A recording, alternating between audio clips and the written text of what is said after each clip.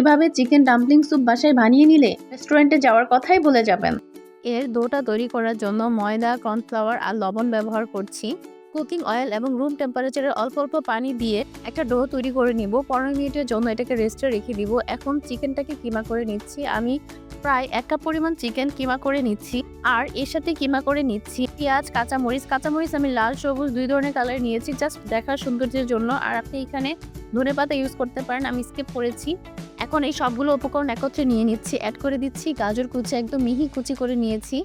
Add করছি গোলমরিচ 1/2 চা চামচ পরিমাণ, 1 চা চামচ করে সয়া সস, আদা রসুন বাটা অ্যাড করেছি। এখন খুব ভালোভাবে মিক্সড করে রান্নার রেগুলার তেল ফুটন্ত গরম করে এই তেলটা এখানে ঢেলে দিচ্ছি। রেডি হয়ে গেল মোমোর ভিতরের পুরটা। এখন এই যে রুটি বেলে নিব, আর এই রুটির ভিতরে পুরটা ভরে কিভাবে ডাম্পলিংটা ভাজ করে নিচ্ছি বা মোমোটা ভাজ দিয়ে নিচ্ছি এটা দেখে নিলে আপনারাও বানিয়ে নিতে পারবেন। তো সবগুলো এভাবে বানিয়ে নিয়েছি। এখন আমি চুলাতে চলে যাচ্ছি। এই যে প্যানের মধ্যে আমি বাটার এবং তেল দিয়ে নিয়েছি, তার সাথে অ্যাড করে দিচ্ছি রসুন কুচি, আদা কুচি, এগুলো কিছু সময় ভেজে নিব।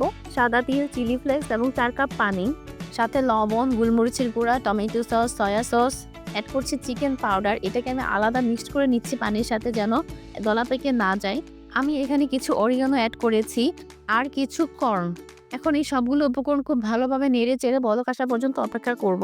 তারপরে অ্যাড করে দিচ্ছি। এখন যেটা করব, আমি ডাম্পলিংসগুলো দিয়ে দিব, তার সাথে কাঁচামরিচ, ধনেপাতা এসব কিছু দিয়ে খুব ভালোভাবে নেড়ে চেড়ে ডাম্পলিংটা সিদ্ধ হয়ে আসা পর্যন্ত অপেক্ষা করব।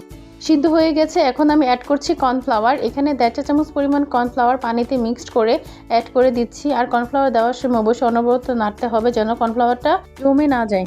আমার এখানে প্রায় 25 মিনিটের মতো সময় লেগেছে সিদ্ধ হওয়ার জন্য।